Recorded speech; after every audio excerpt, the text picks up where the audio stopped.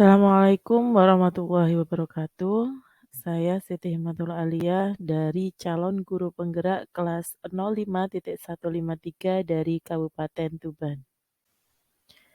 Di sini saya akan memaparkan terkait kesimpulan dan refleksi dari pemikiran Ki Hajar Dewantara. Sebelum mempelajari modul ini, di dalam pembelajaran saya lebih terfokus pada penuntasan materi, sehingga kegiatan pembelajaran yang saya lakukan terkesan berkejar-kejaran dengan waktu dan tidak memperhatikan kondisi siswa saya.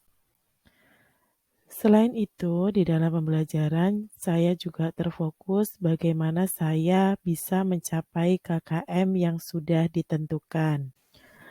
Hal yang sering saya lakukan juga, saya memiliki kepercayaan bahwa setiap siswa memiliki kemampuan yang sama, sehingga di dalam proses pembelajaran, saya melakukan stimulasi dan memberikan tujuan yang sama bagi semua siswa saya. Di dalam kegiatan pembelajaran, saya juga kurang maksimal dalam mengintegrasikan budaya dalam kegiatan pembelajaran. Setelah mempelajari modul ini, beberapa paradigma terkait kepercayaan saya terhadap peserta didik saya mulai berubah. Antara lain, saya lebih memahami tentang makna pendidikan secara komprehensif, di mana sebagai guru, kita harus melakukan pengajaran, pendidikan, dan menuntun siswa agar menjadi lebih baik, baik pengetahuannya maupun budi pekertinya. Perubahan yang lain yaitu saya lebih memahami mengapa seorang guru harus benar-benar memahami siswa secara utuh, baik secara kodrat alam maupun kodrat zaman. Hal ini mendorong guru agar guru lebih memiliki cinta yang lebih besar terhadap siswanya, bisa memahami bagaimana kondisi awal siswa, dan bisa memahami bagaimana memberikan pendidikan yang sesuai dengan zaman di mana siswa kita tumbuh dan berkembang.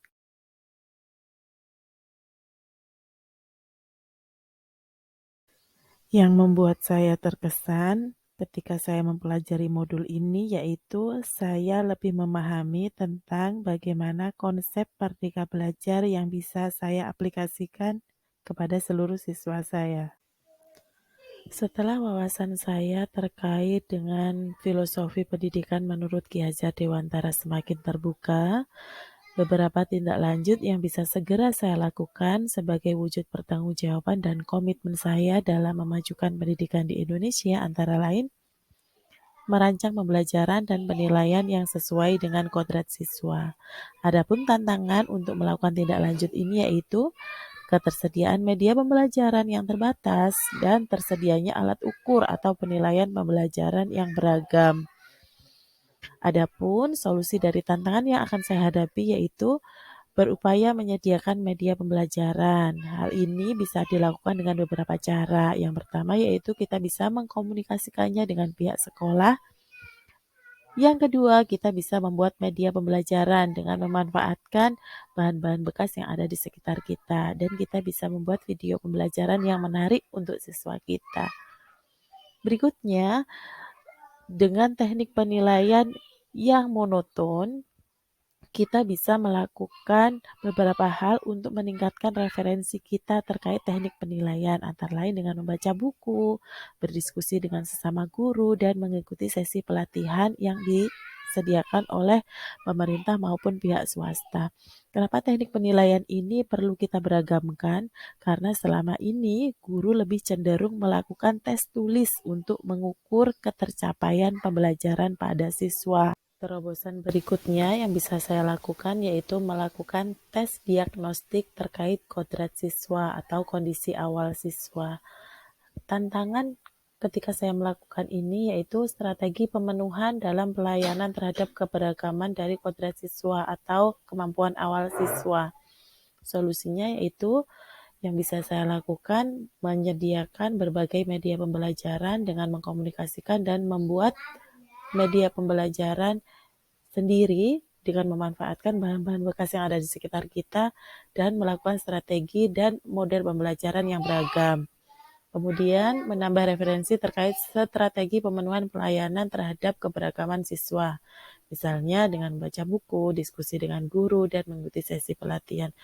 Kenapa pelayanan pemenuhan terhadap keberagaman siswa ini diperlukan? Karena setiap siswa kita itu beragam dan mereka memiliki keistimewaan masing-masing dan itu perlu kita layani dengan baik. Setelah melakukan tes diagnostik, otomatis kita akan mengetahui keberagaman kemampuan siswa. Dan tindak lanjut yang bisa kita lakukan yaitu kita mengaplikasikan pembelajaran yang berdiferensiasi. Dalam pelaksanaan pembelajaran yang berdiferensiasi, tantangannya antara lain yaitu tuntutan lingkungan. Dalam hal ini adalah orang tua siswa, di mana orang tua selalu mengharapkan pencapaian terbaik oleh putra-putrinya, dan pembagian waktu dalam pembelajaran yang berdiferensiasi. Adapun solusinya antara lain memberikan sesi sharing dengan orang tua siswa terkait kemampuan dan perkembangan siswa agar orang tua tahu tingkat kemampuan putra-putrinya, sehingga orang tua tidak menuntut pencapaian siswa di luar batas kemampuannya, dan menambah referensi guru terkait pengaplikasian pembelajaran yang berdiferensiasi.